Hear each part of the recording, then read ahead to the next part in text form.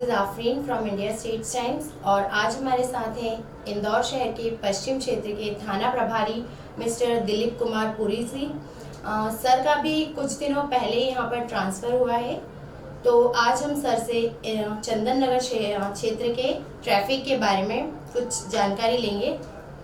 Sir, आपका हमारे channel India state time में बहुत बहुत स्वागत है। थैंक यू, शुक्रिया। सर, आपका भी यहाँ पर ट्रांसफ़र हुआ है, तो जो भी थाना प्रभारी जिनका ट्रांसफ़र होता है तो उनका अपने एरिया को लेकर कुछ नया प्लान होता है। तो सर, चंदन नगर क्षेत्र में कानून व्यवस्था बनाए रखने के लिए आपका क्या प्लान है?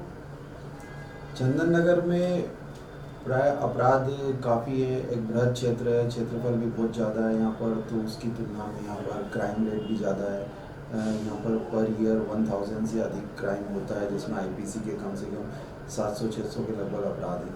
तो मेरा सबसे पहले प्रायोरिटी यह रहती है कि जो भी अपराध पंजीबद्ध हो उसमें वर्तमान में 7 वर्ष की सज़ा का प्रावधान चल रहा है, जिसमें नोटिस दिया जाता है। तो वो फरियादी संतुष्ट हो नहीं पाता है, उसके वो रिपोर्ट करता है थाने में, लेकिन उस रिपोर्ट पर उसको ऐसा लगता है कि जिसने उसके साथ घटना की है वो तो मार्केट में आराम से घूम रहा है, पुलिस ने उसका कुछ नहीं किया है। उस नज़रिए से मेरी सबसे पहले प्रायोरिटी है कि उस व्यक्ति की रिपोर्ट पर तत्काल चालान कर कर कोर्ट पेश किया जाए, जहां फरियादी अपने केस को डिपेंड कर सके और आरोपी वहां पर ये खड़ा दिखे उसको कि कोर्ट के सामने दिखे कि उसके खिलाफ कार्रवाई हुई है, तो उसको संतुष्टि लगती है कि मेरी रिपोर्ट पर पुलिस द्वारा कुछ न कुछ किया गया है। करीब यहाँ पर काफ़ी समय से लंबित अपराध रहते थे, उसमें प्रायोरिटी करके विशेष अभियान चलाकर हम लोगों ने पूरा टास्क करके अभी 1 माह में लगभग 150 अपराध का चालान करके न्यायालय पेश किया है, जिससे वो फरियादी संतुष्ट होंगे कि उनके अपराध पर कार्रवाई हुई है। जी सर, बहुत ही अच्छा प्लान है आपका। सर, बट आपने ट्रैफिक का जिक्र इसमें नहीं किया है, तो मैं आपको बताना चाहती हूँ कि ट्रैफिक जैम चंदन नगर क्षेत्र की मुख्य समस्या है। जैसे कि शाम के 4 से करीब रात 10 बजे तक चंदन नगर चौराहा, जो कि इंदौर अहमदाबाद हाईवे है, नेशनल हाईवे है, यहाँ पर कुछ फ्रूट्स के जो ठेले वाले होते हैं वो हम अगर फुटपाथ को भी छोड़ दें तो वहाँ से भी करीब 10 फीट की दूरी पर सड़क पर आकर वो अपने ठेले लगा लेते हैं, जिसकी वजह से बड़ी गाड़ियों को निकलने में काफ़ी ज़्यादा दिक्कत होती है और इसी की वजह से इस चौराहे पर बेतरतीब ट्रैफिक जैम होता है। और वहीं से कुछ दूरी पर चंदन नगर पुलिस द्वारा बैरिकेड्स लगाकर 2 व्हीलर और 4 व्हीलर जो गाड़ियाँ होती हैं उनकी चेकिंग की जाती है। वो बहुत ही अच्छी बात है सर, बट पुलिस के काफ़ी ज़्यादा कोशिश करने के बावजूद भी ट्रैफिक में कुछ ज़्यादा सुधार नहीं हो पा रहा है। तो सर, चंदन नगर की जनता क्या आपसे ये उम्मीद करे कि आप उनकी समस्या का समाधान करेंगे?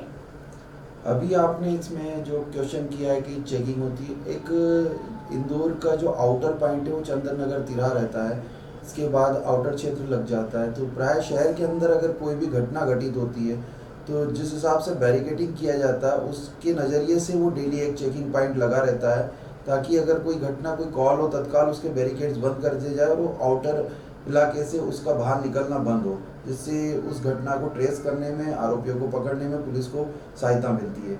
दूसरा ये कि शाम के समय 4 से 6 की 4 से 8 के समय जो रहता है, ये पूरे इंदौर शहर में एक पीक टाइम रहता है। यहाँ पर अधिकतर वर्किंग करने वाले पर्सन उस समय घर की ओर जाते हैं, जो डेली बेसिस पर्सन है वो घर की ओर जाते हैं, मार्केट के व्यापारी घर की ओर आने के लग जाते हैं, जो मजदूर वर्ग है वो भी अपना काम करके घर की ओर जाते हैं। तो ज़्यादा रश जो ट्रैफिक का रहता है वो इसी पीक आवर्स में रहता है। इसके लिए इसमें विशेष प्रावधान ये है कि शाम को एक सरप्राइजली चेकिंग हमारी डेली वहाँ रहती है।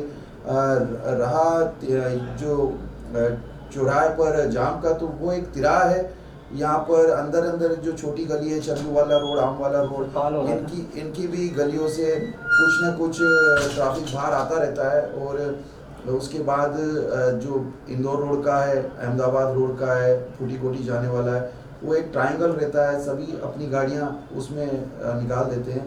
यहाँ सिग्नल लगवाने के लिए हमने प्रपोजल भेजा है, जैसे होगा तो यहाँ पर लग जाएगा, वो और व्यवस्थित हो जाएगा और जाम को पूरा खुलवाने का प्रयास किया जाता है। लगातार उसके लिए पुलिस कर रही कार्रवाई। ठेले वालों को समझाइश दी गई है, उनकी जीवन उसी से चल रहा है, तो उन्हें ज़्यादा परेशान नहीं किया जाता, लेकिन उन्हें समझाइश दी गई है। जब भी हम बोलते हैं वो बाकायदा अपने ठेले पीछे कर लेते हैं और वो पुलिस को और पब्लिक को सपोर्ट करके कार्रवाई करवा रहे हैं। जी सर, बहुत ही अच्छी बात है। जैसा कि आपने बताया कि अभी आपने ट्रैफिक को कंट्रोल करने के लिए यहाँ पर सिग्नल लगाने के लिए कहा है, जिससे कि जनता को काफ़ी हेल्प मिलेगी और उनकी ट्रैफिक की समस्या का समाधान होगा। तो सर, ये तो हुई चंदन नगर चौराहे की बात, बट चंदन नगर थाना क्षेत्र में ही 1 किलोमीटर दूर स्थित नूरानी नगर चौराहा, तो नूरानी नगर चौराहे से नावदा पंथ, जो कि एक नेशनल हाईवे है, और यहाँ पर काफ़ी सारी छोटी छोटी बस्तियाँ इसके मेन रोड पर बनी हुई हैं। तो नेशनल हाईवे होने की वजह से यहाँ पर भी काफ़ी ज़्यादा ट्रैफिक जाम होता है। तो सर, जो बड़ी गाड़ियाँ होती हैं, जो ड्राइवर्स वगैरह होते हैं, वो बड़ी गाड़ियाँ जैसे कि 10 पहिया वाहन या जेसीबी मशीनें जो होती हैं, वो सड़क के दोनों ओर 24 घंटे के लिए ऐसे ही खड़ा कर कर छोड़ देते हैं।